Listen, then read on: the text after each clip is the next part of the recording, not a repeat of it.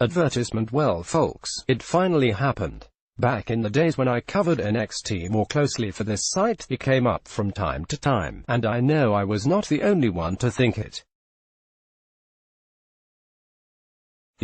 Could NXT make it on a major network as a weekly show?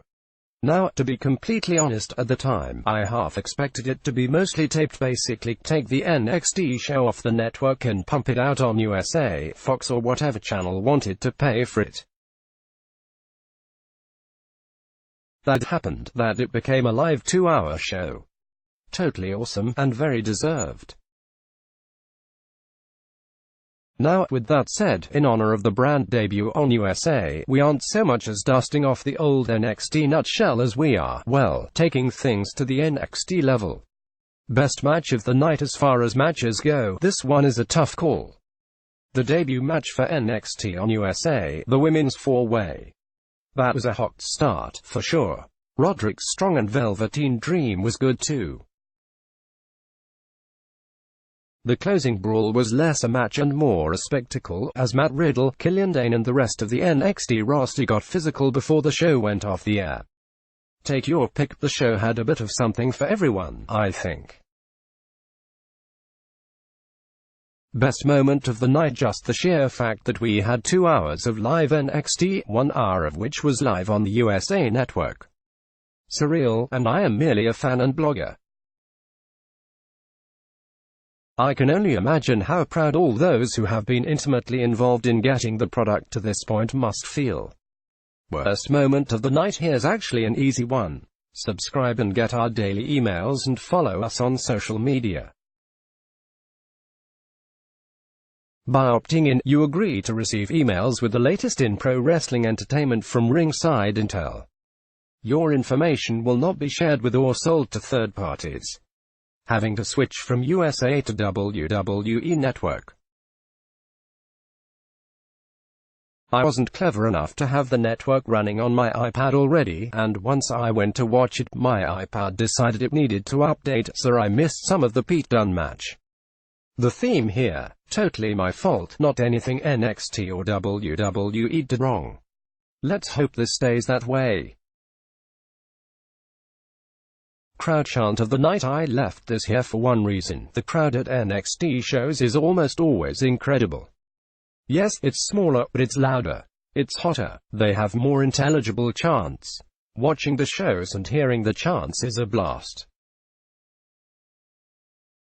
If you just tuned in for the first time, I have to think the crowd energy helps sell the product. Star of the night, can I be crazy and say Triple H? I mean, he's basically the driving force behind NXT now, right? He deserves praise. From an in-ring perspective, Velveteen Dream and Roderick Strong were solid in the USA portion main event. For all intents and purposes, it sure felt like every NXT superstar brought their A game, and they usually did before, too. Candice and Leo deserve mentions too, as both became. Considering that, before he was signed to NXT UK, the word was that Walter was never signing with WWE because he had no interest in working in America. Something clearly changed his mind, or the talk was just that, talk. Fans popped huge for their arrival, too. Botch of the night, okay, I have to put one in here. Dream seemed to whiff on a super kick to Adam Cole.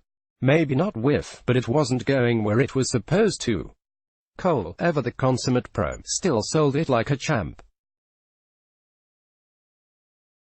Noteworthy moment, I have to say, it was refreshing that for the debut show, WWE didn't opt to really bring a big main roster name, like Kevin Owens, as has been rumored, to help put the show over. WWE tapped UK talent like Walter and Imperium, and some NXT alums and current 205 Live guys, Lorcan, Lio Rush, and let the existing roster soak in the moment they so richly deserved. While Owens was a huge part of NXT a couple years back, it's someone else's turn to shine. Also, while I don't think WWE announced it yet, it sure seems like the Cruiserweight division is going to be absorbed by NXT. For one thing, a bunch of superstars on 205 Live came from NXT. Other point, the match to crown a That brawl was akin to a major PPV battle royal, where WWE crams 50 mid-card guys into a ring for 8 minutes to let guys say they were on the show. Except, in this case, this one actually worked. It was crazy, it was physical, and you didn't want to turn away for fear of missing something. After the final bell, this was a tale of two shows. USA for an hour, Network for another. It felt like it, with a major main event closing out each hour effectively.